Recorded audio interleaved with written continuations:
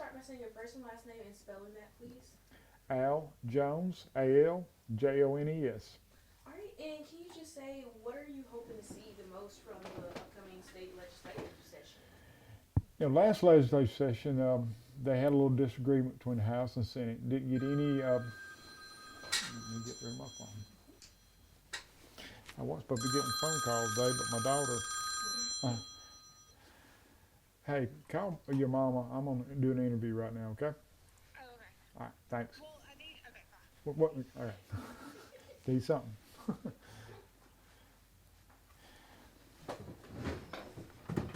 All right.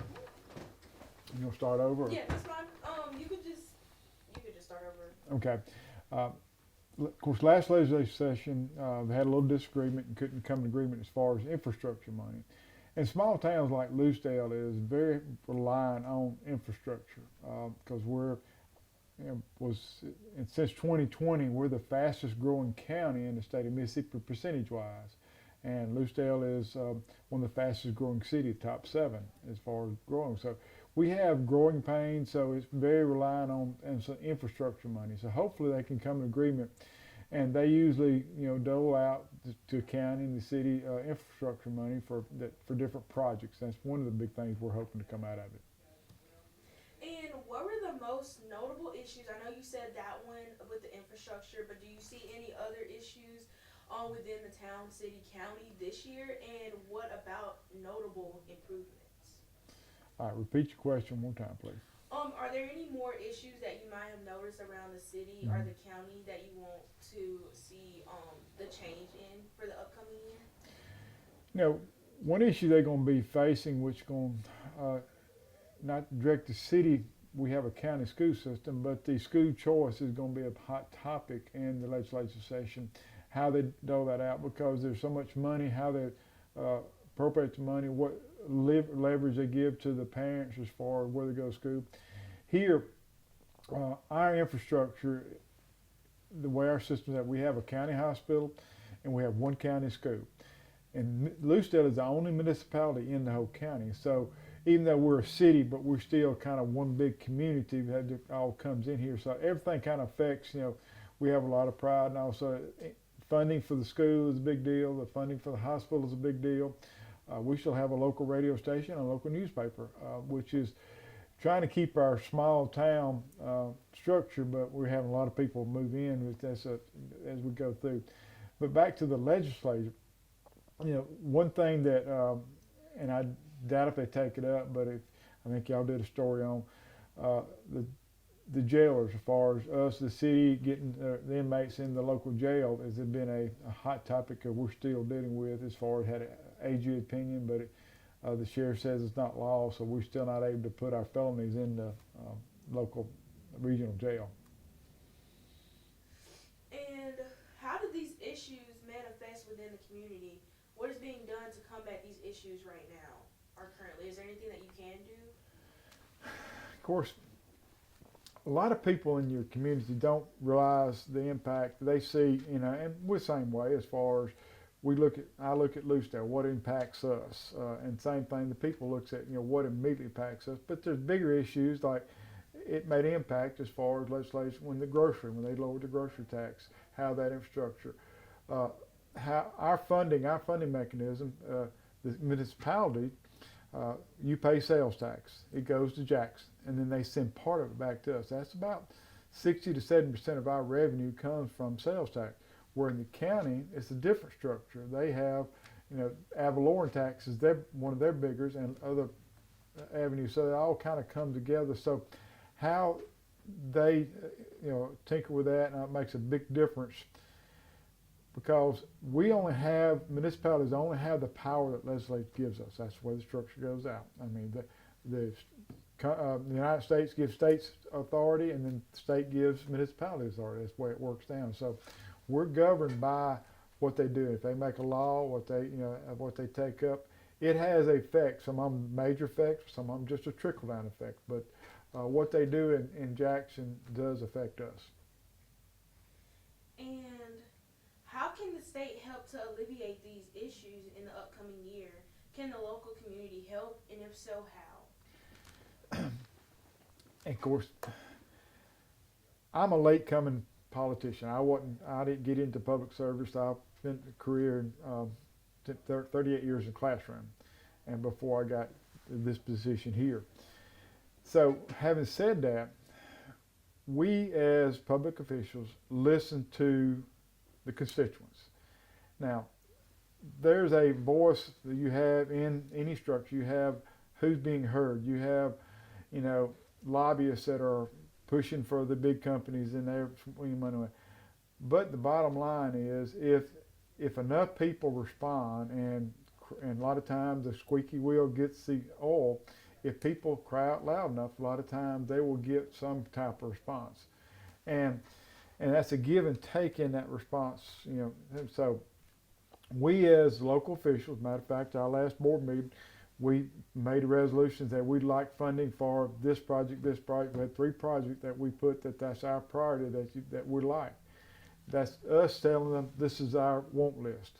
And it's still the same way. We're a municipality, but if there's a group, like you have the homeschool group that are pushing for school choice or getting funding. You have the educators saying, don't take our funding away from us because we need every bit, because we're having to service everything. So it's I hear both sides, and then all of a sudden, can you help us and can hear? So building relationships with the elected officials. That's what I found out the biggest thing since I've gotten office is we have our representatives here, our senators that, you got to build those relationships. That when you talk to them, they're not just always saying, I want this. You got to build that relationship, then you can work on getting that. And that's in the state level and the federal level as far as, what you need to accomplish. And of course, the bottom line is we want quality of life for all our constituents. And that quality of life here in Lucedale may be a little bit different than other parts of the state, but we're still looking for that quality of life, what we can provide for our people, our constituents, our voters, that make it better. And you said that Lucedale is working on 3 different projects, correct? We're working on a lot of different projects, but we gave them a priority. If you say, if you gave a whole big list, it's like your teacher gave you a long list to do, you go, well, I can't do all. But we've narrowed it down to 3 major projects, and 2 of them do with traffic because we're growing, and we have out in our, you have a beautiful downtown that's thriving. You see on weeknights our restaurants are thriving, but toward the Walmart area, you've got an industrial, commercial area out there that's growing also just as fast, and it's getting ready to expand even more. So we need some signalization, some traffic relief out there. So we're asking, can we have money to help build a traffic light here? Can we have money to help build a connector road to help alleviate some traffic? And then we've been in a process. We're very lucky in that the city of Lucedale and George County supervisors are working together. We just got through building a new soccer field with, they used some ARPA money, we used some of our money. We went together and used some work and build that. But we also need to, it's hard for them to give money for athletic fields, but they will give money to help pave the roads or do the parking lots. That's another thing you learn is in your request, it's got to be something that they can sell. That if everybody asks for splash pads, everybody just be giving us like Christmas. But you got to be more infrastructure oriented, that where it's easier for the legislature to sell it to their other. Say, all right, I need this help get this road built, and I help you over here. But if everybody's asking for playgrounds or this, it's not going to happen. So you got to learn also what you can ask for, as far as what gives them a better chance to make it, because it's a give and take in the legislative session. It's that I help you, but you got to help me situation. That's just the way it works. I mean, you learn how to, the rules of the game. That's that's the way it works. And what has tax season looked like for the town, city, and county? Repeat your question one more time, please. What has tax season looked like for the town? Taxation.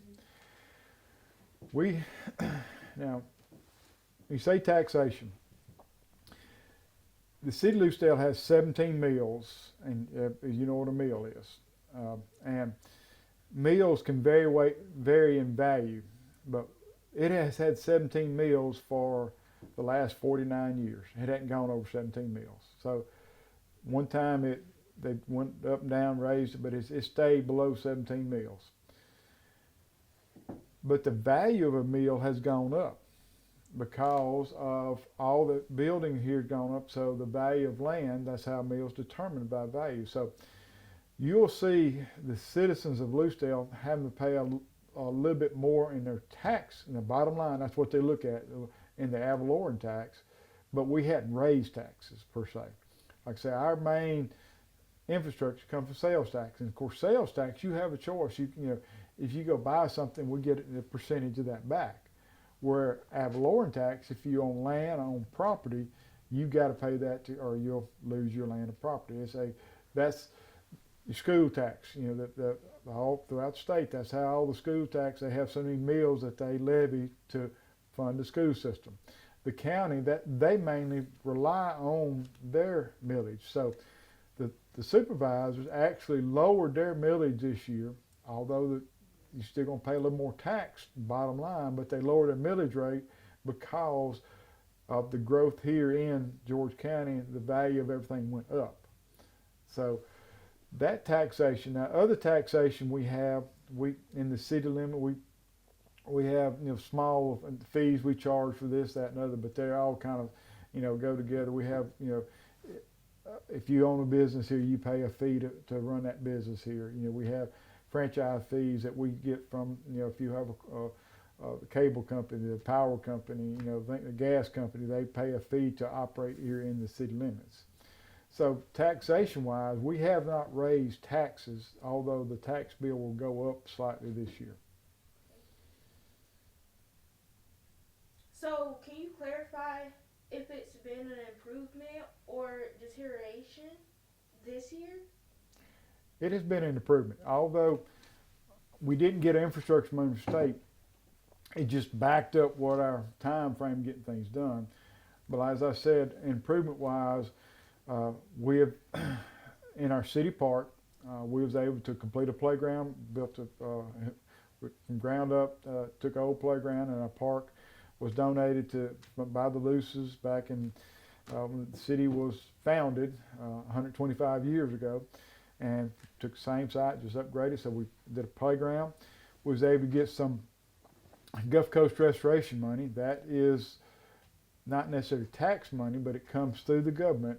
That's BP money. When had the BP settlement a while back, we were able to get some of that money and build a stage in a park. We're finishing that up, and hopefully we have something called Praise in a Park that we used to have years ago that they had to discontinue because it cost so much to rent a stage. So we built a stage not only for Praise in the Park, but to have, here again, quality of life, to have gospel sings, to have dance teams get up there and dance, to let cheerleaders go up and have a pep rally, whatever it may be that you can have gatherings in our city park. That's been an improvement. We took some of the ARPA money that we got, ARPA being American Rescue Plan, that went out several years ago, but that money has just now trickled down and been able to put to use. We spent $1.2 million on a water line in our main Mill Street right here, and spent $600,000 putting a new sewer line in for our jail because we had so much problem with lift stations. So those have been improvements, subtle improvements that we made as far as with the revenue we had and projects we had ongoing. And we always looking at, we're very fortunate to get people involved as far as community projects, doing things. Just look the example, going to the city park. We've done all improving the park. We've had a couple local people volunteer and redid the entrance to the park with the flowers. We have a lot of nurseries here in the area, so we was able to, they came in and put an irrigation system in and just planted plants. The garden club was involved in that. So when you do things like that, people take ownership of their community, their facilities, and take pride in it, and that's where you get people involved in the process. People going to improve. That's the community. They feel part of it wherever you are. That's ours. Don't mess that up. And can you just tell? This is my last question. How has the community felt about all these improvements and I guess with the improvement towards the taxes as well this year? How do you think the community has been feeling? When you deal with the public, you're gonna always have that 10 to 20% that's gonna matter about what you're gonna have a percent of, well, why are they doing that? Why are they wasting the time doing that? But overall, we have had a very positive response on the project we've done, and also being able to work together with supervisors. I don't know if you go across the state of Mississippi, majority of cities and supervisors are at odds because they're pulling on, they got different agendas they're pulling on and everything. But luckily we've been able to come together, and here it goes back to relationships. We've developed a good relationship with our board and myself and with the supervisor, and we've been able to say, all right, this is for the kids, or this is for that, this is something we work together for. Because even though the athletic facilities here in the city of Lucedale, it services the whole county. Matter of fact, soccer we're servicing Greene and George County. To Greene County finally, here again, they pulled away and built their own. Well, I'm glad they did. They've started taking it on. They've developed their own, and that's where they're able to take pride in what they do. So it's been a very positive ongoing. Here again, the growth. It's positive, but you have, why all these people come here? I don't want to change. You don't like change. So it's a give and take. But the bottom line is, you look at what you think's right. You work on doing what's right. And at the end of the day, as my daddy used to tell me, when you put your head on the pillow at night, that I've done a good job, what I thought was right, and you can't control what everybody says about you. So. Do anybody else have any questions to follow up? I do actually have a couple of questions. So first of all, I have an unrelated question. You were talking about the money that you've gotten from the BP oil spill to fund the stage, if I remember correctly. Correct. Yeah. Was that through the Restore Act at all with the the Mississippi Forestry Commission? No. Now, Mississippi Forest Commission, they're in the process right now through some BP money.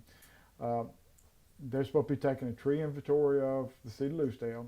And when they get through that, then they'll come back and tell us give some information. Hopefully we can start planting different areas and improve our green space. And we're very fortunate to have green space. We got 80 acres throughout the city that are designated green space. Some of it's developed, some of it we got a walking trail right off that our previous administration worked hard to get. We have a greenway that's in disrepair right now. I had a walkway that we're working with the land grant and all to try to get it back, but we actually don't own it. So it all works together. So the BP money it was an interesting thing. It was a hard battle. The 6 coastal counties have access to X amount of dollars. Now, they didn't give out any last year, but we have done the stage, and we actually paved a street, one of our main streets by Walt Massey, that with that particular, we're able to get funding through that source. Okay, but so you guys are kind of looking into the Restore Act to kind of get an assessment with the greenery in the future? Yes, okay. We are. Matter of fact, it's been through the previous storms, our city park, which is beautiful, but some of the trees have met their life. Trees only have a certain lifespan, and you can see where some of them are deteriorating. And of course, the trees we plant now, may not enjoy the full benefit, but hopefully if the good Lord stays around long enough, somebody will enjoy those trees, because the trees down there, somebody, chose to save them, and I'm glad they did. So. Okay. Well, to go back to infrastructure, I know you said that this is the fastest growing county in Mississippi right now. Since 2020, is the growth rate, percentage-wise, yes. Okay. And do you know what that percentage rate is? It was a little less than 9%, if I remember right. So aside from, I know you mentioned that one of the big projects that you guys are working on is traffic right now. Traffic signals, kind of getting that better as the city grows. Are there any other things that you guys are kind of looking into getting funding for, say like housing or more amenities, just to kind of grow with the population as people come into Lucedale? There's the housing wise. There's a major developer who's working on subdivision 2 inside the city, finished one and working one right next to our soccer field, and another major subdivision which is right on our county city limits line, which has 100-something houses, and right at 100 houses, that subdivision, which feeds into the city.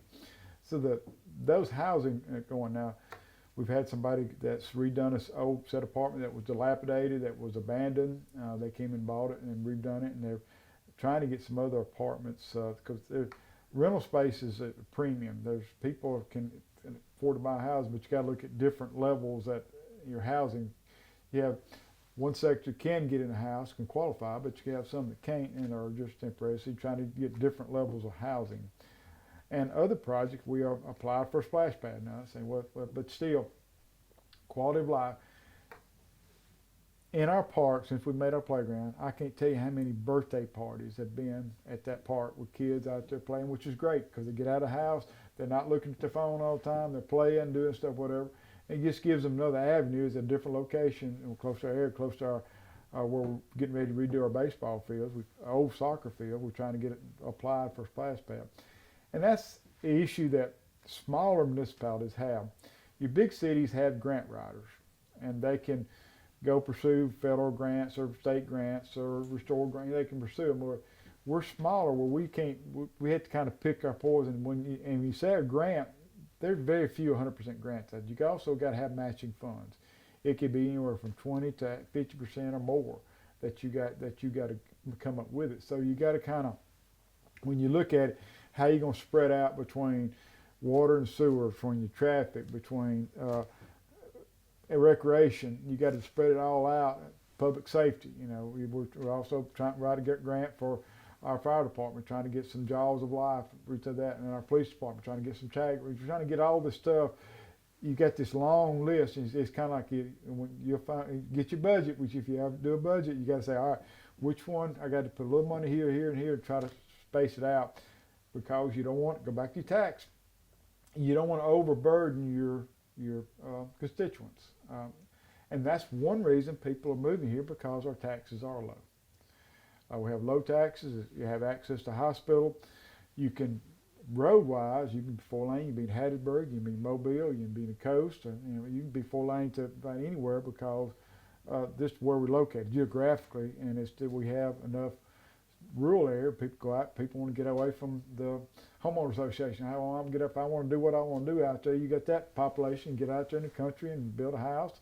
Then you got people, retired people, come here and sell somewhere and move down where the crime rate is lower. And so you got some things out of control. But that's what makes people look at different things in life. Some people like the urban life. They're going to get there, want to be in the city where they can walk and find everything they need. And other people, I'm sure y'all came up from different areas, and you got different likes and different things. So everybody's got to find their niche and enjoy where you are, and hopefully plug into wherever y'all going to be, because I'm sure y'all have already seen a variety of things that y'all been exposed to and doing this right here in this journalism. So.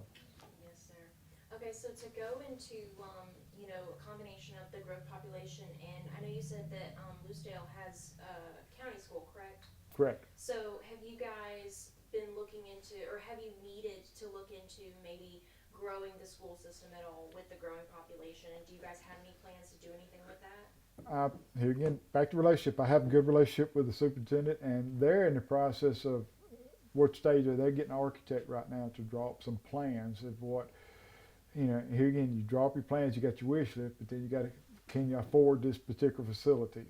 The building that the high school's in right now was 1996. Matter of fact, I was teaching when we moved into that facility. And it still seems new to me, but it's almost 30 years old. Next year it'll be 30 years old. So yes, they're looking at what they can do to help alleviate some of the older structures and all. Of course, the way our school system is, you got one high school, but you got your elementary schools span out. Everybody comes to middle school here in town, which is located at old high school. What that's the old school. So they are looking at trying what they can to expand and to meet the needs there. Okay. So just to ask, like a very cut and dry, if you had to choose a top 5, of things that you would want to discuss at the legislative session, what would those top 5 things be for you personally? Personally, is right now our top one is going to be traffic. Because that's something it's beyond our reach. We can't get all of it that need to be done. The second would be, and I did not listed, and we're hoping to get federal assistance, is our water and sewer. Like I said, we spent $1.2 million on it, and it was about a half a mile worth of water line. and some of the pipes been there since 1940. And so we've got an aging water system, and we chase down putting leaks out. So we're trying to, and with the aging water system, you got more pressure on it because of the growth factor and everything. So you got, with our infrastructure, the water and sewer and traffic, that's going to be our top demands. As far as I say demand, our request that hey, this is what we need as far as in help wise. And then you go back to try to, as we said, our baseball will have about 400 kids signed up. Our soccer will have about 400 kids signed up. That's a tremendous amount of, when you say kids, that's kids playing, but you have grandparents and parents and aunts and uncles and will come to ball games. So you're talking about a tremendous drawing to things. So being able to get the roads, the infrastructure part of it, we're trying to upgrade the fields now, but we need help as far as paving the roads and parking lots and doing things like that. And so that's would be our third priority. So. Okay. Well, I think I'm out. Do y'all have any questions that y'all can think of or is there anything that we may not have asked that you think is worth mentioning? Now the main emphasis article is on state legislature, right? Yes, sir. And it's interesting in the state legislature there's a power struggle in the state legislature, and that's where and we have somebody that's kind of that, and you have power players in the state legislature, that as you well know. So it's interesting as far as my biggest desire is that everything's set aside, that egos and everything can be set aside, that they can get more accomplished. And there's some great people up in state legislature. I have some close friends up there, but sometimes they can get sideways with each other. So my biggest hope is whether it's helping the city of Lucedale or George County or anywhere in the state, because it all affects everything. I have family in the other parts. And where are y'all from? Well, we're all living in Hattiesburg But right now. you're from Alabama. Yes, sir. I'm from Laurel, Mississippi, so Jones County. Jones County. Petal, Mississippi. Petal. I'm from Nepal. Where now? It's not in U.S. It's a South Asian country. Say it again, the name of it? Nepal. Nepal. Okay.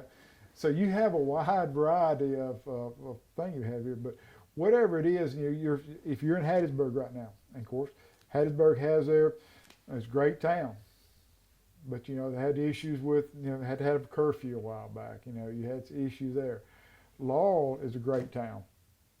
I mean, but it has its issues, with, it had, here again, the gang and things like that, it can turn people off, but all of a sudden you had the revitalization of downtown in Laurel.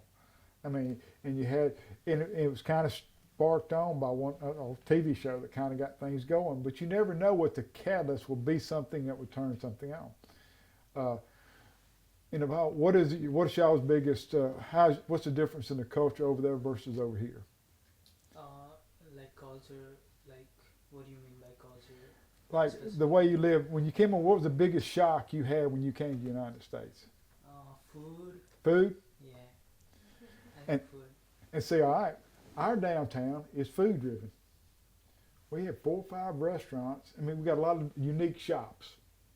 And what draws, whether it be resale type shops now, but it's not like so, but it's just mom and pop type shops that they come in and buy, and people will walk down and piddle through the shops and be like whatever, but they have somewhere to sit down and eat. It's not a chain restaurant, it's locally owned restaurants. So that's kind of our little draw that people come up here to. We just had a gingham tree, and you don't know what a gingham tree is, I'm sure. But there were several thousand people at our fairground here in the county at Arts and Crafts Festival. People came from all over and set up booths. There was probably, I think, 400 booths. And you had a line a mile long trying to get in the parking lot. I mean, out there just on 6th Street on fairground. But here again, you see how little things can draw something big as far as your catalyst. So you never know, like, if we ever get Praise in the Park going, we'll have people from get the churches involved, people come from all over. our park will be filled with several thousand people listening to a Christian artist. Now, you may go somewhere else, and that's not going to fly at all. That's where, wherever you are, you got to figure out what's going to generate, interest. And I'm talking a lot of the stuff I was talking about money, but the quality of life sometimes driven by, we have a second Saturday festival. I say, all they do is we shut down the streets, have a few food trucks come in, and people walk up and down the street. We have a different theme, but people, see from teenagers to adults walking up and down the street, just chilling out. I go eat somewhere, or go to a food truck, or I'll find me an ice cream truck, whatever it is that you like. But have certain people plug into that. So that's where you got to have things that will get people out of home where they can have interaction with people. That's what your whole part of it is. And I'm sure when y'all in school right now, y'all have a lot of interaction with your classmates. Some of them you may not care about, but you still have interaction with different people, and you can learn. I mean, great tool to learn right here. Well, hey, what do y'all do for entertainment in the park? Well, what do you find out? You ask different things and you learn about different people. Our culture here, what we have here is different than other places, and it's constantly changing because we have new people coming in. But that's part of it, and that's as you go throughout the state of Mississippi, centers. I love just going to small towns and just find a local restaurant and eat in it just to see what people are. Just that's just what I like, right around. But as you go through, that's the city government's more than just meet needs. You got to get out and find what people, what do people want. Sometimes may not know what they want, but you provide different things, and you'll find out what works, what doesn't work. So. I'm sure there's more stuff than y'all want to hear about. No, that's plenty. I say the more the better for us. So, I say, do y'all have any other questions that y'all can think of? Because I think we cover bases, but if we didn't, can we email you or send you a text message? Yeah. Okay. Sure. Sounds great. awesome. Perfect. Well, thank you so much. I'm gonna get your picture. Should we grab a little bit of B-roll?